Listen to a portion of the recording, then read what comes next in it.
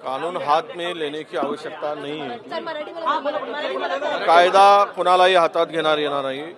ते त्या समितीचे अध्यक्ष आहेत। समितीचे अध्यक्ष असून त्यांच्याकडे पूर्ण अधिकार आहे।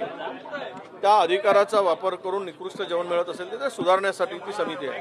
कंत्राटदार बदलता आला असता त्या ठिकाणी त्यांना तो अधिकार प्राप्त आहे। पण अशा प्रकारे कायदा हातात जर आमदार घेऊन मारहाण करत असेल तर मग कायद्याचं रक्षण कोण करेल? ही सत्ताधाऱ्यांची जबाबदारी आहे कायद्याचं रक्षण करण्याची। आणि त्या पद्धतीने ठीक आहे, निकृष्ट जेवण तिथे मिळतो, अनेकांच्या तक्रारी आहेत। मग यांना अध्यक्ष कशासाठी केलंय? संजयला तुला तेच दुरुस्त करायसाठीच केलं ना अध्यक्ष।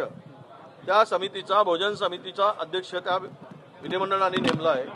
तिथली फूड क्वालिटी लोकांना व्यवस्थित मिळावी आमदारांना, ते न करता कायदा हातात घेणं म्हणजे ही मला वाटतं की सत्तेचा दुरुपयोग आहे, सत्तेची मस्ती आहे असा त्याचा अर्थ निघतो। योग्य ती कारवाई अशावर झाली पाहिजे अशी आमची मागणी आहे।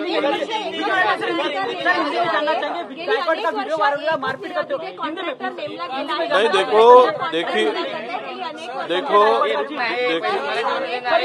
मराठी पहले मराठी बाद में हिंदी।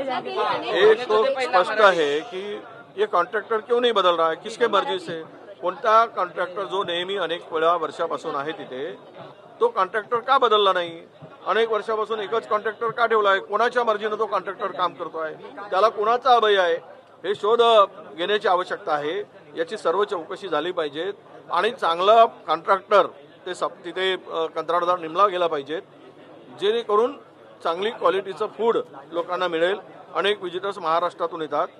मी प्लास्टिकच्या पिशवीमध्ये जर गरम भाजी घालून ते तिकडे आमदार निवास रूममध्ये पुरवठा केला ते तर घातक आहे। उद्या कॅन्सर सारखे रोग होतील, याची पण काळजी घेतली गेली पाहिजे।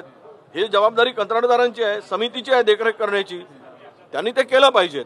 आणि नाश्ताही निकृष्ट दर्जाचा, म्हणून मला वाटतं की कंत्राटदार त्वरित बदला आणि समिती अध्यक्ष जर तिकडे काम करू शकत नाही तर समिती अध्यक्ष बदलून टाका। संजय गायकवाडांनी ते होत नाही दुरुस्त करण्याचं काम, त्यालाही बदलून टाका म्हणजे मार्ग सोपा होईल।